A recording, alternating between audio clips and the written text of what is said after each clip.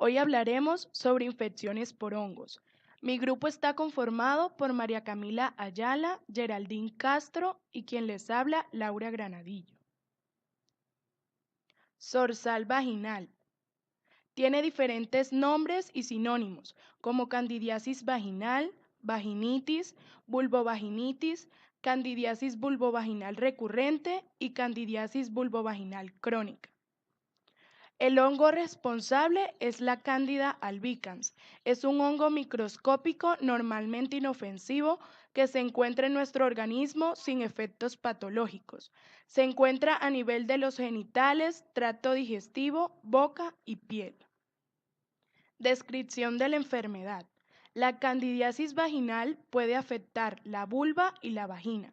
Los síntomas más frecuentes son las sensaciones de quemazón, picazón, dolor y una secreción vaginal cremosa. En el examen físico se ve eritema vulvar en los labios menores y mayores, además de edema y fisuras. A veces la zona perianal está afectada. La candidiasis vaginal recurrente se define como aquella que ocurre más de 4 veces durante un año.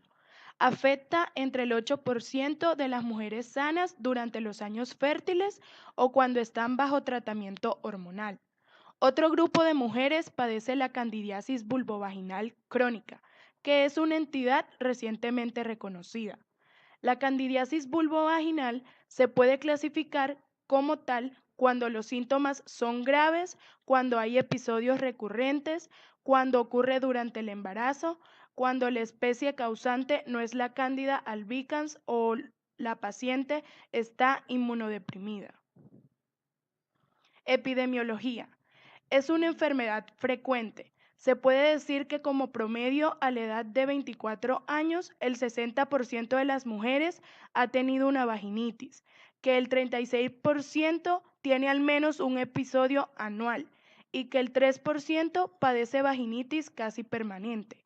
Aproximadamente el 70% de las mujeres en edad fértil desarrollan una vaginitis en algún momento de su vida.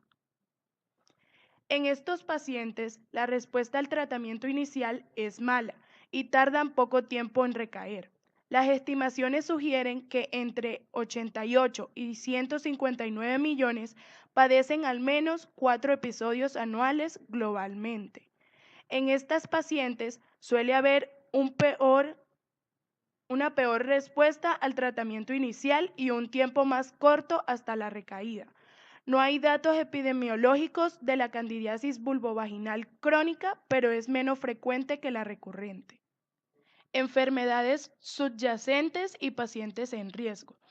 Las condiciones que aumentan la incidencia y la gravedad de esta enfermedad son el embarazo, el tratamiento con antibióticos, la diabetes y la fibrosis quística en mujeres menopáusicas, el uso de corticosteroides, la administración frecuente de antibióticos. Diagnóstico. Es importante hacer un examen directo y un cultivo de un exudado vaginal, ya que suele ser positivo para cándida. Algunos cultivos pueden ser positivos en ausencia de sintomatología. Un número reducido de pacientes con episodios agudos tienen cultivos negativos.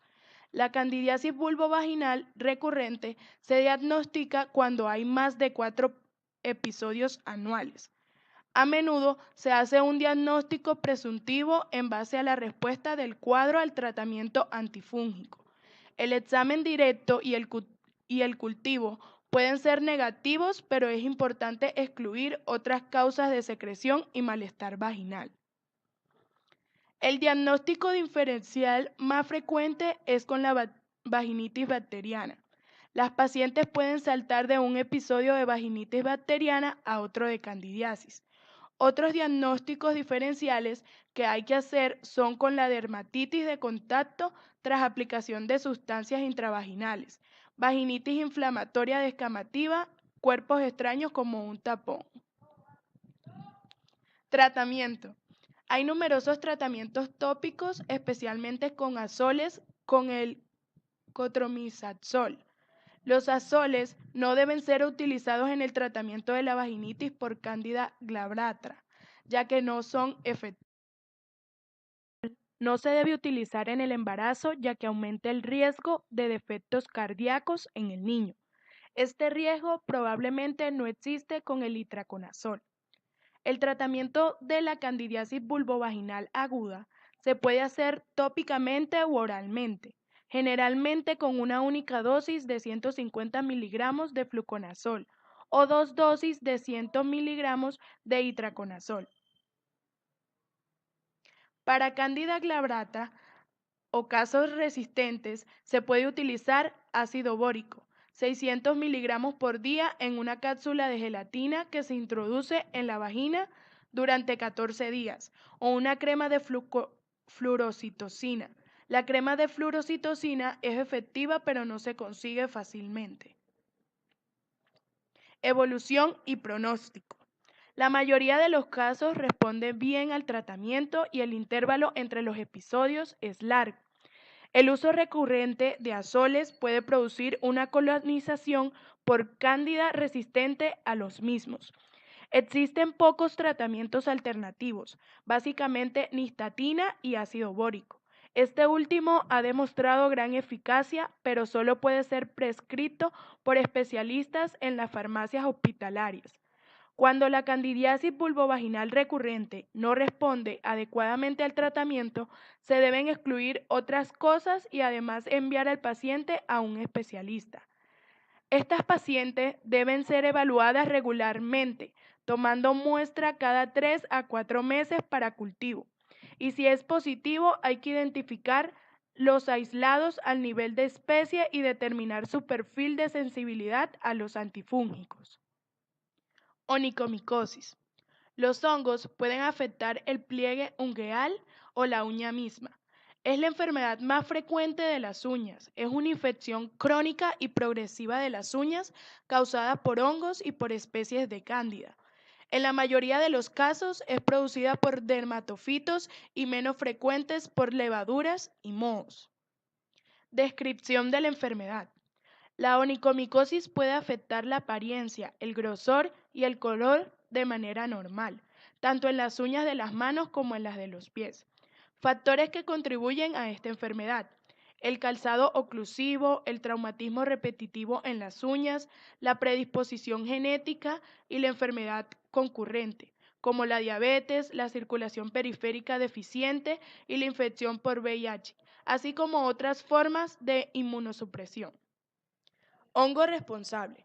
La paroniquia generalmente es causada por Candida albicans y ocasionalmente por otras especies de Cándida.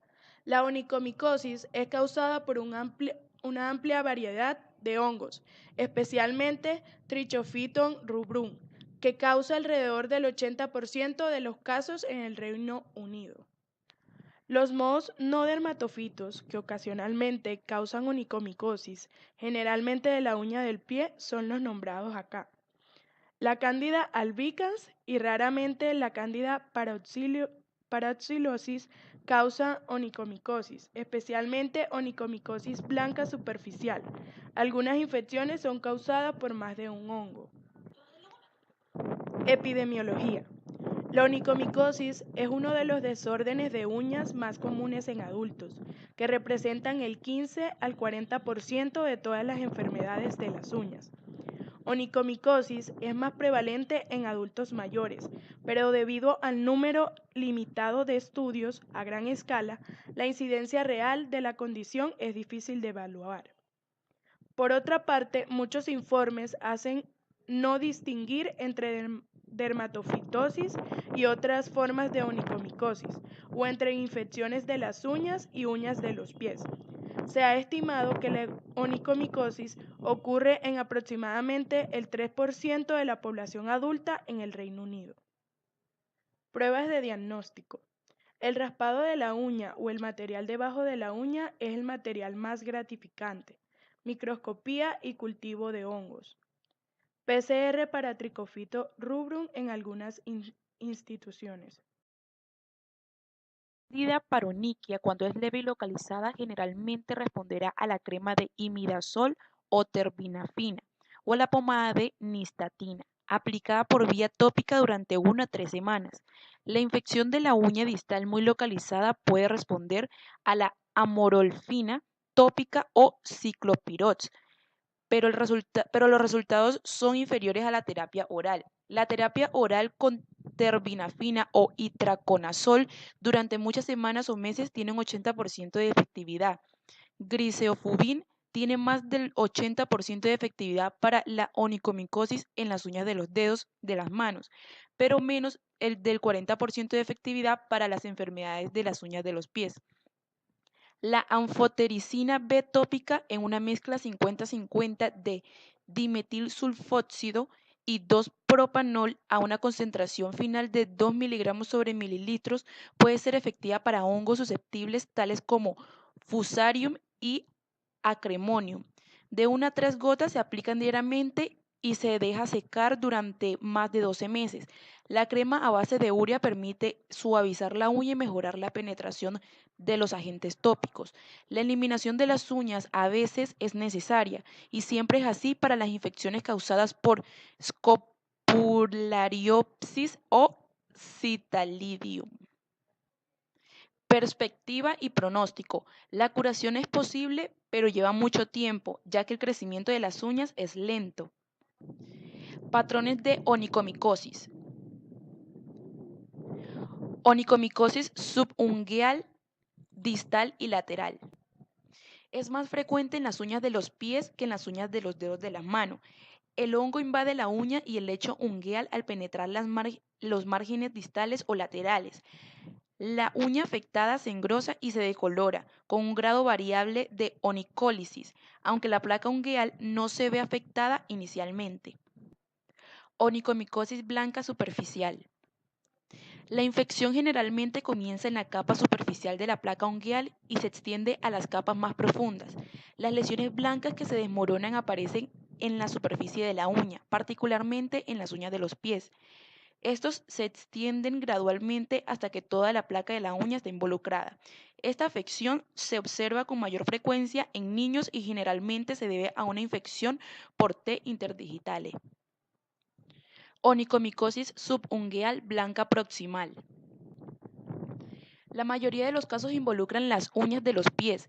Esta infección puede originarse en el pliegue ungueal proximal, con penetración posterior en la placa ungueal que se forma nuevamente o debajo de la placa ungueal proximal. La parte distal de la uña permanece normal hasta el final de la enfermedad. La causa habitual es el T. rubrum. Es común en personas con SIDA y algunas veces se ha considerado un marcador digital útil de infección por VIH. En pacientes con SIDA, la infección a menudo se propaga rápidamente desde el margen proximal y la superficie superior de la uña para producir una decoloración blanca bruta de la placa sin engrosamiento obvio. Onicomicosis distrófica total. Cualquiera de las variedades anteriores de onicomicosis puede eventualmente progresar a la distrofia ungueal total, donde la lámina ungueal se destruye casi por completo. La onicomicosis distrófica total primaria es rara y generalmente es causada por especies de cándida, que típicamente afectan a pacientes inmunodeprimidos. Aquí podemos observar varios ejemplos de onicomicosis. Pie de atleta. El pie de atleta o tinea pedis es la infección fúngica de la piel, cabello o uñas que afecta el 25%. Los hongos responsables son Trichophyton rubrum, Trichophyton interdigitale y rara vez otras especies como Epidermophyton flocosum o Trichophyton mentagrophytes. El pie de atleta afecta a cualquier persona a cualquier edad que tienen humedad entre los dedos de los pies, que hacen deportes como natación y que toman baños frecuentes o están en climas cálidos y no se secan entre las puntas de los dedos. La infección más común es entre los dedos de los pies, especialmente entre el cuarto y quinto dedo y tercer y cuarto dedo. Agrietarse con una fisura dolorosa es el síntoma más común. Ocasionalmente se observa una reacción inflamatoria de los pies. Infección de todo el pie con una reacción de escamación y fisuración del talón también es común. Pruebas de diagnóstico.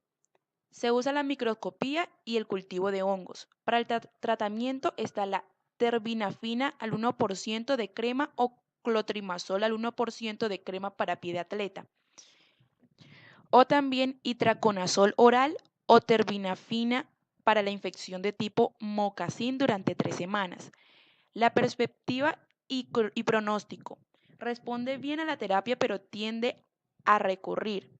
La celulitis en la parte inferior de la pierna complica el pie de atleta. Y esa es la bibliografía de donde se extrajo la información. Muchas gracias.